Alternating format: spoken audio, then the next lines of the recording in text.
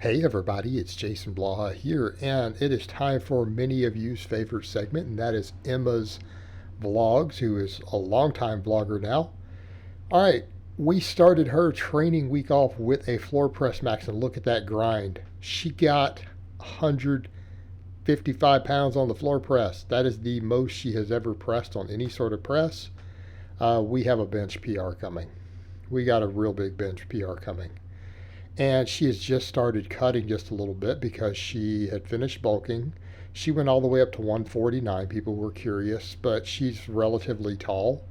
So she carries that weight really, really well. She obviously still has a very small waist, very lean, in spite of that. But now she's going to trim a little bit of body fat down, and then we'll repeat this process.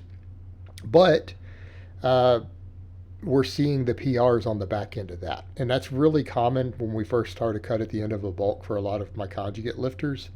They'll continue to hit PRs on their big lifts when we go back and test them again. Now, she will note, she's like, I've only dropped a couple pounds and I picked up a rep again on my chin ups. So the chins are doing good. And, I think people are going to enjoy this because, you guys are seeing all my different clients now. Now her husband. You guys have seen Louie. He's now vlogging. They both run Conjugate. They are two of my very long-term advanced lifters on Conjugate. And you guys are seeing a bunch of my novices and intermediates who run 531. And I think this kind of shows the diversity of what I do as a coach with my different lifters, right? It shows the diversity. But what does her lifting look like? We did pause bench. We did chins. She's doing barbell incline bench in this phase. And then we do one-arm dumbbell rows. So this is her 4 accessory lifts, and these accessories are pretty basic. People see this like, well, I thought this is all accessories. These look like big basic movements. Well, they are, and that's mostly what we do, right? Hypertrophy training still means that we're training big exercises. If we want to get big and strong, we do big movements. And people forget that. They think that all these finesse movements, these finer movements they do, that they're going to get big doing them. You're not. A lot of times those are there to fill in just a weak link. They're there to fill in a weak link. In Emma's case, we don't have major weak links. Right? There's no major muscle in her upper body that we're saying, hey, this is lagging. Everything is pretty balanced for her.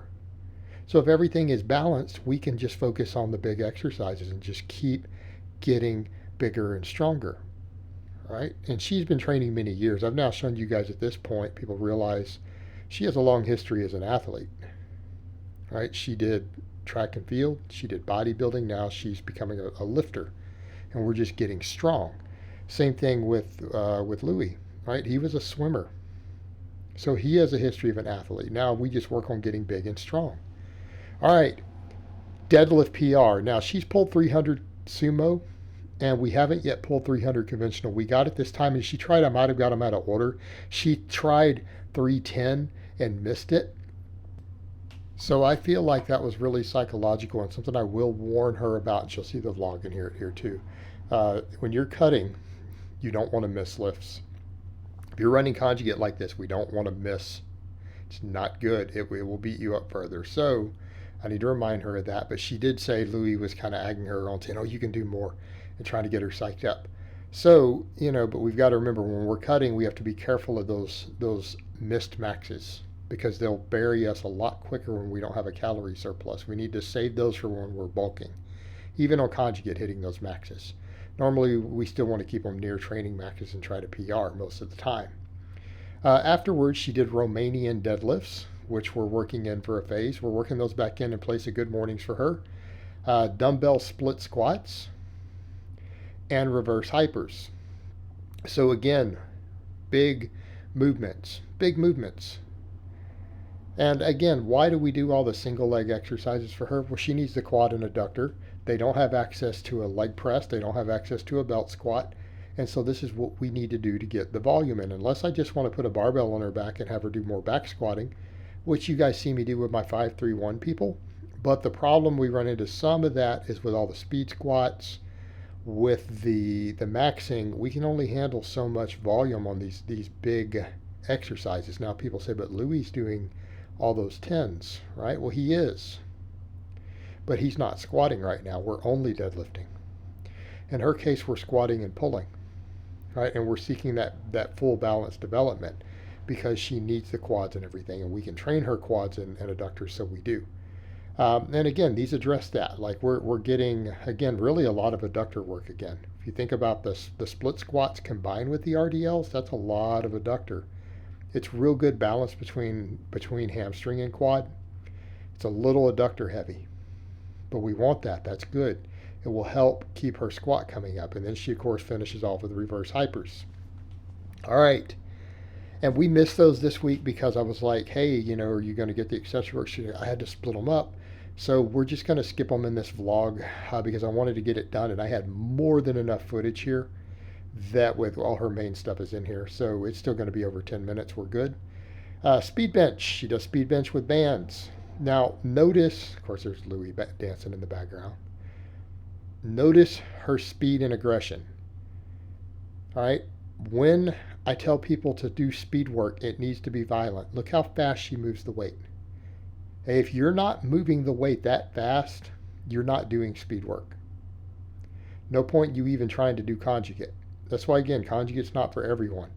People need to be able to handle the maxes every week, and they need to be able to be violent with the speed work.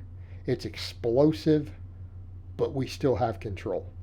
Okay, so after speed bench, we do her same normal accessories. We do pause benching.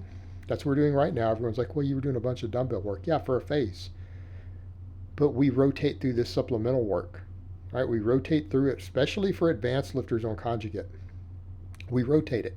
But that can be the rotations we need. We can go from a flat barbell bench to a dumbbell bench. We can go from an incline barbell to an incline dumbbell. Pull-ups and chin-ups, we can change the grip. Right? That's all we have to do. This is how we avoid the overuse. This is how we avoid accommodation.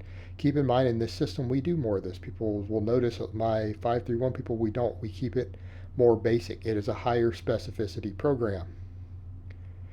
It's higher specificity with more skill learning. Conjugate is all about hitting every angle possible to get strong at a lot of angles, and then just hypertrophy, hypertrophy, hypertrophy. We don't actually have the same amount of skill in it, but people are like, these guys, they're still hitting big lifts. They are. You guys saw me hit big lifts that way.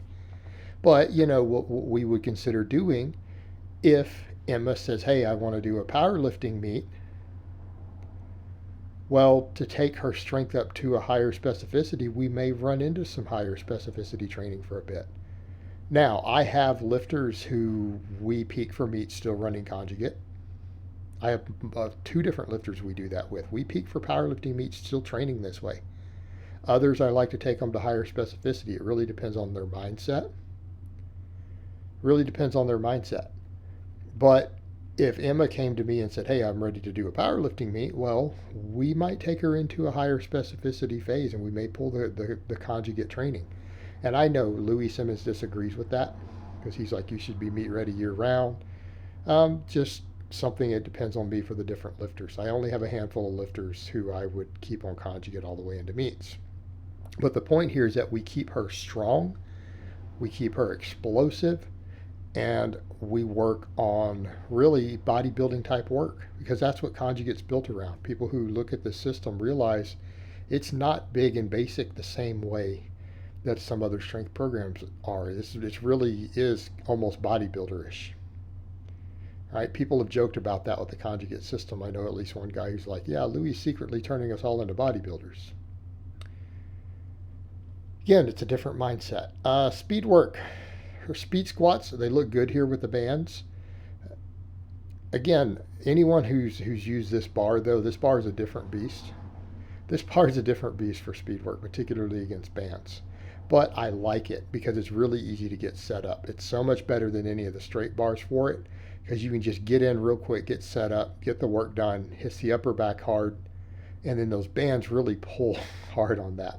And then, of course, she finished off with her speed pulls, which these were fast, very aggressive. Again, speed work should be violent.